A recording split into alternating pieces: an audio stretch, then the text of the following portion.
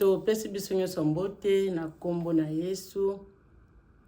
J'espère que vous allez bien na lisungi ya Nzambe biso pe toza malamu Nzambe azobatela. Nzambe permettre to kutana susu na video ya lelo to pesi matondo mingi. Mopesi na pema pesi lisusu pema to lobi na ye merci. To ye lisusu na lisolo ya mama moko abotaki mwana na ye. Mama abotaki mwana na ye kaka moko azalaki kana mwana moko wa mobali. Mwana oya mobali oyo abotami mama abokoli mwana na ye atangisi ba classe na ye. Tara atangisi classe asilisi classe. Mwana sisi kotanga azuba diplôme na ye. Ifale azela Nzambe apambola ye na ndenge na ye akopesa musala. Mwana akamati akeye pa ya nganga. Alobi alingi akoma na mbongo ebele. Ake epa ya nganga po apesa ye succès ka ndenge ezalaka. Akomi kuna nganga pesi ye mobeko moko alobi po yo okoma na mbongo mingi il faut mama na yo il faut bimana mama na yo. Mobeko wana ezalaki makasi mingi. Mwana zongi na ndako akomo luka ndenge nini na kobanda ko na koyebisa mama na nga likambo ndenge nini. Mwana zongi asali sali akokaye kosala aye akepembe na mama na ye ayebisi mama ne mama ndenge naza aboye nakendaki pa ya nganga pona koluka chance ya vie. Nganga lobi na ngai mobeko apesi ngai sengeli yo kaka nga na bima nayo.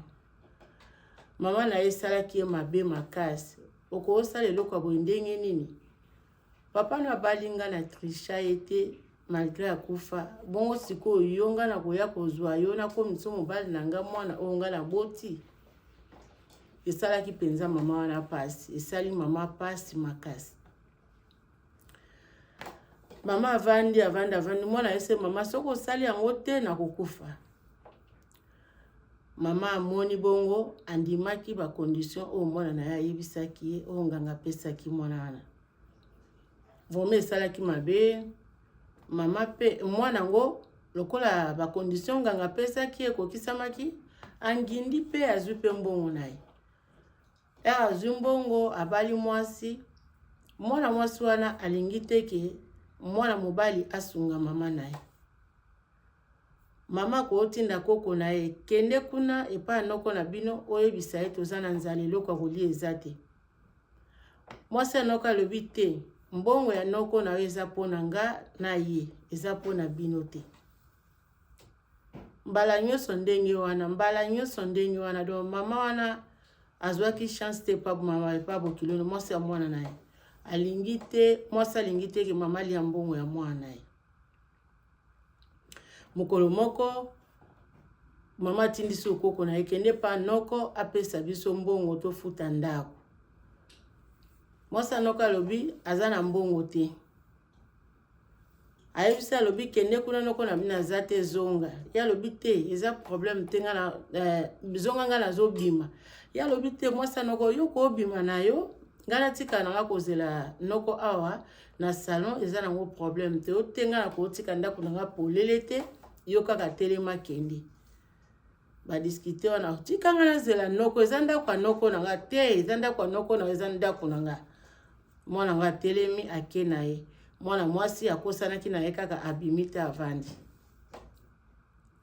Bongo na bongo yeko tisala mukolo moko boye jeune couple moko ye wana ba ye ko proposer bango bazala ba parrain na bango. Ba parrainer mariage na bango. Mwana mwasi lokwa bakutaki ye mwasi ba expliquer abe okay na kosola na mobali na nga bozonga. Asoli na mobali na ye ndenge eza wana jeune couple moko yaki awa bayaki po biso to parrainer mariage na bango boye na boye. Mobali pe andimi makambo mwasi ayebisaki ba ye kozonga jeune couple na ba ezongi ba ye basololi makambo nyonso c'est bon basololi o mbongo nyonso combien o sale biloko nyonso $16,000 bandimi bakopesa bango mbongo wana.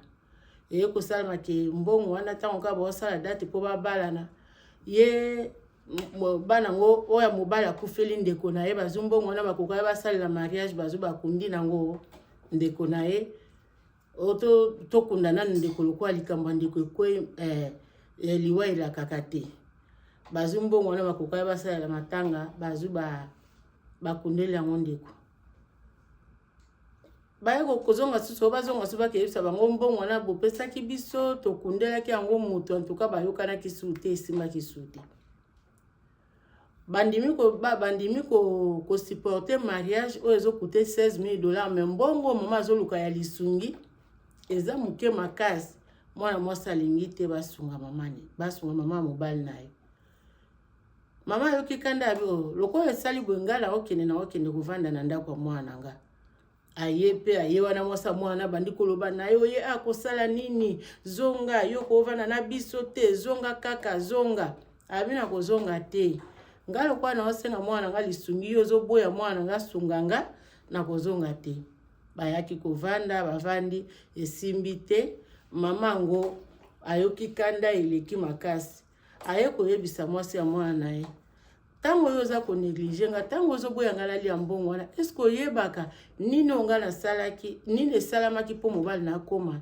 na niveau oyo akomi na mbongo akomi nango tala zela nayebisa yo ndenge ozomona boye nga nasalaki eloko moko oyo mama kuta boti akoki kosala yango te me nga nasalaki yango mpona mwana nga azwa mbongo mpona mwana nga abokola yo mwana nga azala malamu na mwasi de na ndako sikoyo yo ozoboya nga nalia mbongo mwana nga yeba ngo bien tala po mobali nazwa mbongo ezalaki bo expliquer ngai na yebaki kosala buzoba nasalaki makambo ya malamu te na mwana nga nasalaki wana ezalaki kutu lipambo te nasalaki eloko esengelaki nasala te nga nabimi na mwana nga po mwana na nga bonga po mwana nga azwa mbongo sikoyo ye olingi teke mwana nga sunga nga en tout cas mwana wana ya mwasi esalaki vraiment pasi mwana mwasi abandi kolela mama ezalaki ndenge nini mama nayebaki te boye na boye na mokuse